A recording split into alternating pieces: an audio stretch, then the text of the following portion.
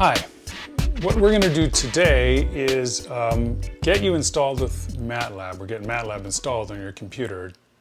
MATLAB is a tool that will help you do a lot of things in this course. It's a requirement for the course that you have access to MATLAB, and you'll find you use it pretty much right away. In the first lab next week, you'll be using it, and almost every week throughout the rest of the semester. It's a absolutely essential tool for the major project that you'll also have to be working on. MATLAB stands for Matrix Laboratory, and it has a little bit of an interesting history. There's an article that you can read lots more about that you can see in front of you now that was written by a guy named Clive Moeller, who is actually a Utahn, and who developed MATLAB in the 70s as a tool so that he could conduct simple operations or simplify the operations of manipulating matrices in solving some of the numerical problems he was interested in. And so the tool was kind of his playpen, playbox, sandbox, whatever, to really explore some numerical methods. And it took until 1984 for the first commercial edition to appear. And since then, the MathWorks company has been distributing the software, developing, changing, evolving, all that good stuff. So it's a very powerful tool now. And in fact, you can do things like run calculations on objects like this. This is a model of a heart. And MATLAB is a tool that allows you to implement methods for programming the behavior of that heart, electrical, mechanical behavior. In fact, we're going to use it in the major project to make a model of the whole cardiovascular system, not just the heart, but the whole vascular system in our bodies, in a obviously simplified way. But you'll get a sense of how modeling works, how simulation works, and MATLAB is the tool that we'll use to do that. Now, I'll tell you lots more about MATLAB in future lectures. Today, I really want to focus on installation, and there are two options you have for the editions of MATLAB that you'll want to install probably on your computer. The software is available on computers in what's called the CADE lab, C-A-D-E, CADE. That's a lab that's actually run by the University of Utah, actually run by the College of Engineering, and you help pay for it. So it's a resource you really should know about, should take advantage of. It's at least a room full of computers, and most or all of those have MATLAB installed. So worst case, you can always go to campus. They've adapted the lab to the current conditions, so you can go safely in the lab and use the computers. And you could always use MATLAB there. But sooner or later, most students like to have it on their own computers, their laptops, their home computers. It's just much more convenient because you will spend so much time using it. Now we have another version or another edition of the software that comes out of a software license that the University of Utah has with MathWorks and provides this software to you on a renewable license basis, just like the Adobe software, the Microsoft software. All right, we have an update. MATLAB is free. Forget that last comment. You can download MATLAB, a full-blown version, from the university's website for nothing as a student. So let's do that. It comes from a website that's in software.utah.edu. You see the link here. And you're able to log into this site and purchase software. Some of it's free, so the price is literally zero. But for that, you will have a complete version, a truly complete version of MATLAB with the toolboxes and all the special features and things that you'll need, not only for this class, but for any other research you'd ever want to do. This is literally the same version that I purchased. I also use the software license at the University of Utah. I just pay considerably more for it than you as students do, which is completely appropriate.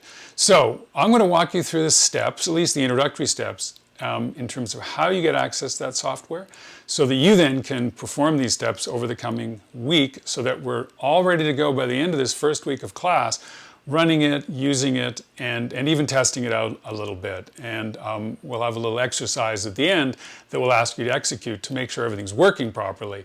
And otherwise, we'd be happy to help you along the way getting it installed. It is straightforward. Maybe not intuitive, but ultimately straightforward. And every year we manage to get all the students to where they need to be with their MATLAB version.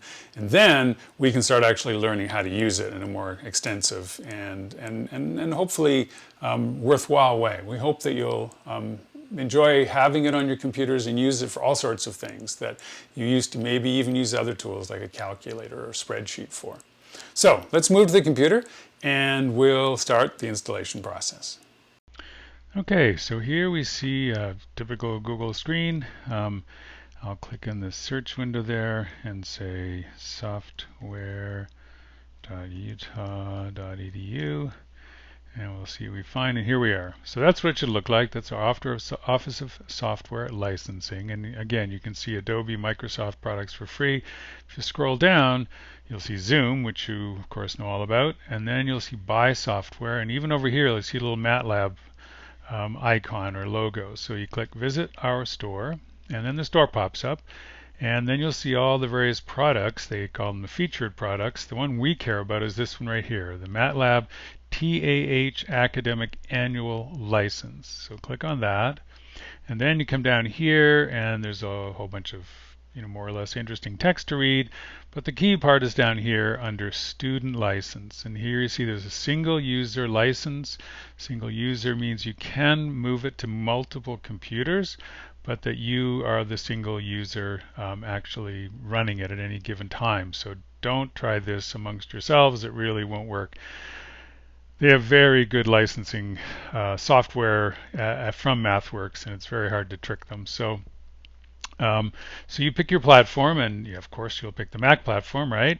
And then you'll scroll down here and say Add, and then you'll have a cart, and just like any other shopping cart, and you can then click down here on Checkout. You see the purchase price is $30. You press Checkout, and then hopefully you don't see this message, because our system doesn't recognize you as a current employee or student. So I am not a student, so it's not going to sell it to me, but it should sell it to you. And you can see the date, the details here. You'll have to insert a credit card, do whatever payment method, and it should all go fine from there. And then you'll get links you need to download it from that point on. So at this point, you should get an email sent to your University of Utah email that includes this window or something quite like it that has this instructions for single user licenses. And there are these 4 steps. I told you it was not straightforward, not intuitive, but it is doable. And you execute those 4 steps in sequence using the installer that comes with one of those links. And at the end of it all, when all goes well, you should have MATLAB on your computer and ready to run. So what do we do once we have it on our computers? And so once MATLAB is running, you'll see a window that looks something like this. It'll be different depending on your operating system and probably a few other things I don't know, but the point is you'll see a pretty busy window with a lot of sub-windows over here. You'll have this navigate window for folders.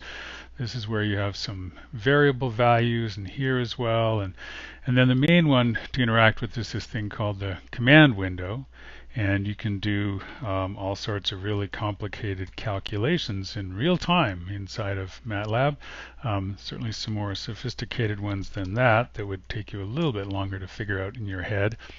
But to make sure that we're on the same page, I'm going to ask you to type the version command, and it will say what version that we're actually in. And to show that you've been able to get this up and running, we're going to ask you just to highlight this whole area, copy it using whatever your local command is for copy, and then paste it into an email you send to us or an assignment. We'll figure that out, but paste it somewhere that we'll see that you're running properly and that you actually have the correct version. And then next week and the week after, we'll start to get into more of the details of how to use it. Dr. Christensen has materials relevant to the lab because we'll be using it a lot for that. And then, of course, the major project will depend heavily on this program and the programs that you'll actually write in it. And so you'll get to know all that. So don't worry too much about that at this point. Just to make sure you have it up and running, it's doing sort of sensible things, and you should be good to go.